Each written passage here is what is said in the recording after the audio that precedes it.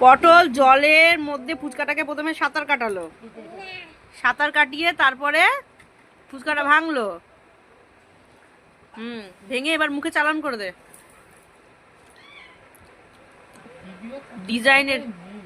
ডিজাইনের ইয়েতে ভাঙছে। আচ্ছা তারপরে কি করবি? ও আচ্ছা, ও বাবা ভেঙে আবার জলে চোবালো। এবার পটল খাবে। ওয়া বাবা, ও আলু খায় না।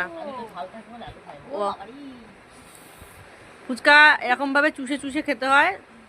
আপনারা যারা খাননি দেখে নিন, শিখে নিন ওর থেকে।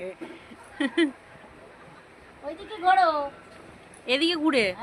এবার খাও খাও। পটলের ফুচকা খাওয়া।